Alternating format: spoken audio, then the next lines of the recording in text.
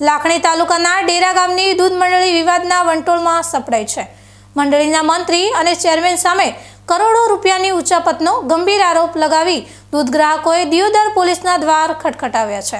બનાસકાંઠા જિલ્લામાં સહકારી પ્રવૃત્તિમાં દૂધ મંડળીઓનું મોટું યોગદાન છે, પરંતુ લાખણી તાલુકાના ડેરા ગામની દૂધ મંડળી હાલ ભ્રષ્ટાચારના આક્ષેપોને લઈ ચર્ચાના કેન્દ્રમાં આવી છે।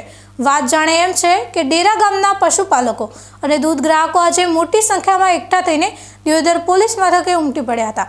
તેમને સીધો અને સ્પષ્ટ આક્ષેપ છે કે મંડળીના વર્તમાન મંત્રી અને ચેરમેન દ્વારા વહીવટમાં મોટી ગડબડ કરવામાં આવી છે।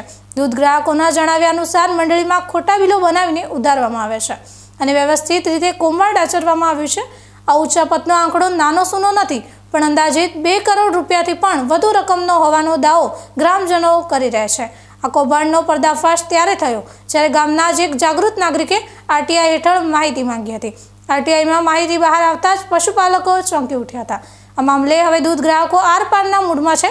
તેમણે દિયોદર પોલીસ મથકે લેખિતમાં ફરિયાદ આપી છે અને કસૂરવારો સામે તાત્કાલિક ગુનો દાખલ કરી કાયદેસરની કાર્યવાહી કરવાની માંગ કરી છે। એટલું જ નહીં, આ અંગે બનાસ ડેરીના સત્તાધીશો સુધી પણ રજૂઆત કરવામાં આવી છે। પશુપાલકોનું કહેવું છે કે તેમની પરસેવાની કમાણીમાં આર્થિક ભ્રષ્ટાચાર થાય તે ઝાંખી લેવામાં આવશે નહીં, જેથી તેમને તાત્કાલિક ન્યાય મળવો જોઈએ। સાહેબ, પહેલાં ડેરા ગામના લોકો મને કહેતા હતા કે આપણી ડેરીમાં ભ્રષ્ટાચાર થયું છે, પણ મંત્રી ક્યારેક કોઈને કંઈ જવાબ કે સરખો જવાબ આપવાનો તો વધારે કોઈ એની પૂછપરછ કરવામાં આવતી તો એ માથા ભારે હાલ માણસ બની ગયો છે। બહુ ધમકી આપવામાં આવી। મેં આરટીઆઈ કરી।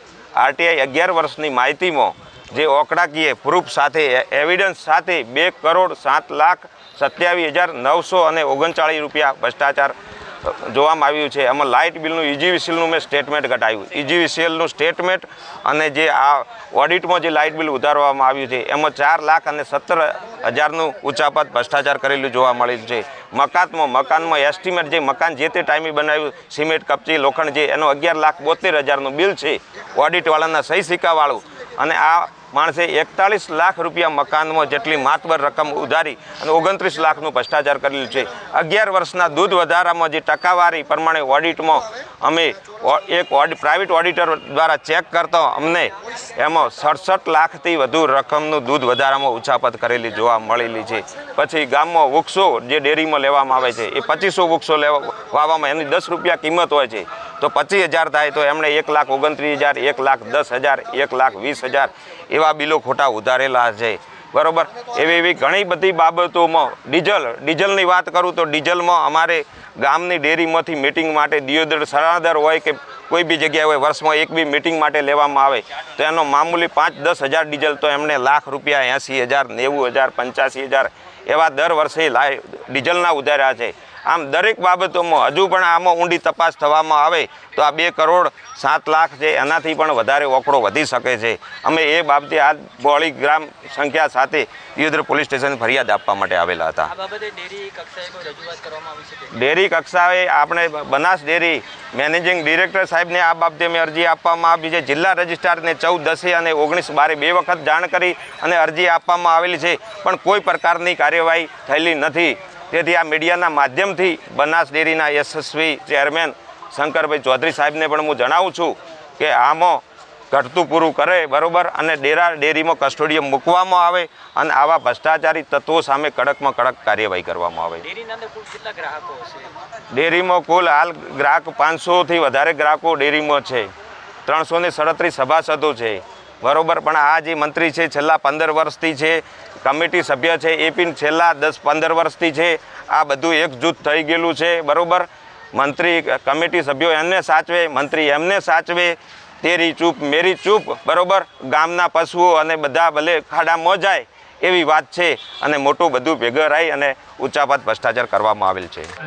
ડેરા ગામમાંથી અમે 25-50 જણા ચીન આવ્યા છે। ડેરીનો ભ્રષ્ટાચારો છે ખૂબ, એમાં અમે આવ્યા છે।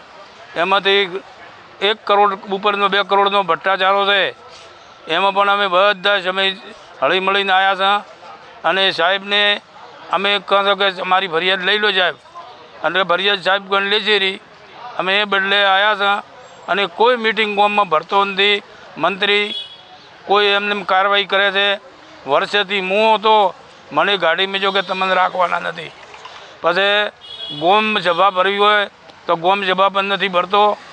ગોમનું ખોટું કામ કરે જ છે અને કહેવા જાય એને હોમો થાય અને બળજબરાઈથી હાલમાં કોઈની જવાબ આપતો નથી જાય. ડેરામાં દૂધ મંડળીમાં નફામાં ઉચાપત કરેલી છે, મકાનમાં ઉચાપત કરેલી છે, ડિવિડન્ડમાં ઉચાપત કરેલી છે, ગ્રાહકોના બોનસમાં ઉચાપત કરેલી છે અને વારંવાર અમે રજૂઆત કરી કે હિસાબ આપો, પણ હિસાબ આપતો નથી. ઉલટાના ધાક ધમકી આપે છે, આડાવળું બોલે છે. એના સંધાનમાં અમે દિયોદર પોલીસ સ્ટેશને ફરિયાદ કરવા માટે આવેલા છીએ. ડેરીના અંદર જ્યારે સાધારણ સભા ભરાતી હોય છે ત્યારે આપ હાજર હો છો, આ માગણીઓ આપે? અત્યાર સુધી સાધારણ સભા ભરાણી જ નથી. મારા ધ્યાનમાં છે ત્યાં સુધી સાધારણ સભા ભરતા પણ નથી. વર્ષો થઈ ગયા સાધારણ સભા ભર્યાને. ડેરા ગામની દૂધ મળણીનો વિવાદ હવે પોલીસ સ્ટેશને પહોંચ્યો છે. એક તરફ કરોડો રૂપિયાની ઉચાપતના ગંભીર આક્ષેપો છે, તો બીજી તરફ દૂધ ગ્રાહકોનો રોષ સાતમા આસમાને છે. હવે પોલીસ તપાસમાં અને બનાસ ડેરી દ્વારા થતી તપાસમાં શું હકીકત બહાર આવે છે અને કસૂરવારો સામે શું પગલાં લેવાય છે તેના પર સૌની નજર રહેલી છે.